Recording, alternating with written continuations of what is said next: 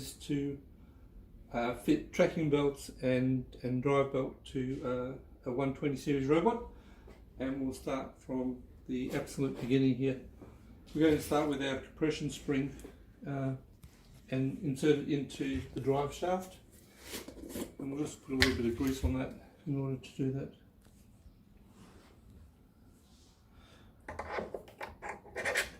That's followed by a coupling block. Coupling block again, a little bit of grease on the coupling block, and over the drive shaft and into position. And then there's another drive shaft component, again a little bit of grease onto that and into there. I've just lined that up in a vertical position. That'll make it easier to install the next part of the drive shaft.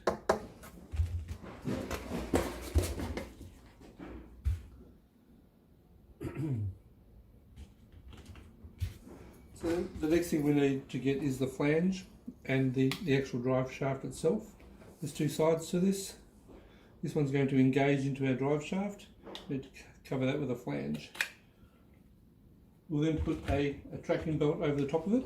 You can see there's an inside and outside. We'll go over the inside one.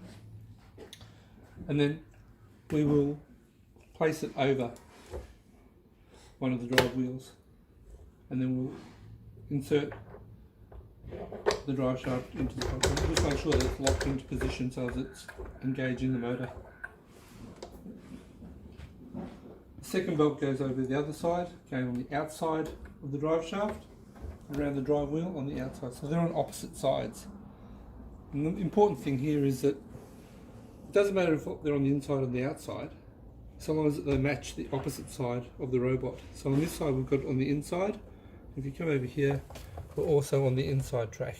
At the other end, we're on the outside. So at this end, the robot's on the outside.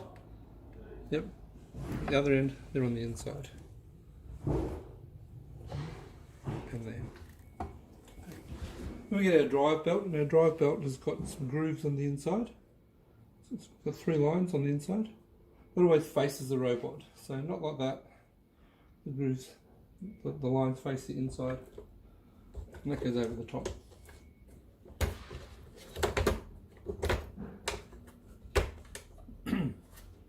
We cover up the outside of the drive shaft with another flange, and then we're ready to put the side cover on. So with the side cover, just lubricate the shafts, just within position, and make sure that you're still connected to the drive mechanism. There's a piece of sponge or polystyrene inside here. Make sure that it stays in there. It's not for packing purposes. It helps with the buoyancy and the buoyancy that's required for the robot. We'll just line up the holes, being sure that we don't catch any of our belts around these pins. Yep. And just slide it on. We also want to make sure that our bottom part of the cover fits inside there on both sides, like that, nice and snug. And underneath here, you'll see that the side cover is pressing nicely against the side of the robot. So we don't want to see any gaps down here. We want it to be nice and tight. And then it's fitted correctly. Then we simply put the 6 bolts in on the outside.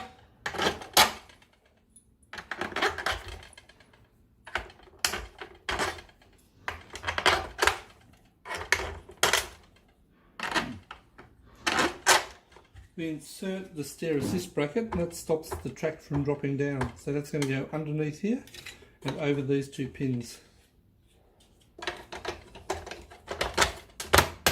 It's into position, holds the track in a nice spot.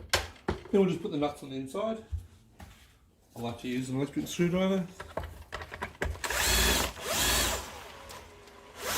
Show you the top one.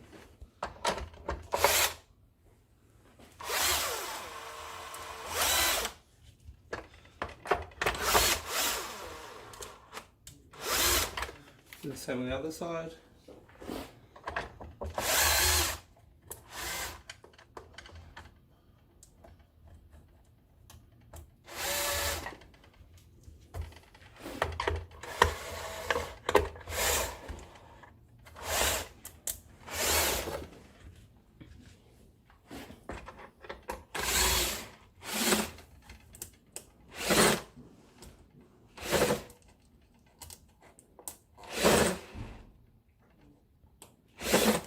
And then using a 7mm ring spanner, we're just going to tighten them up.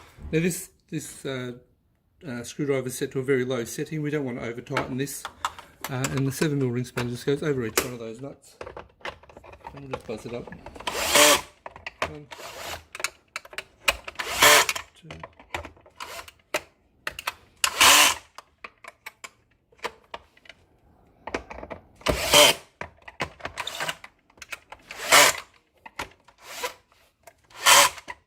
That's it.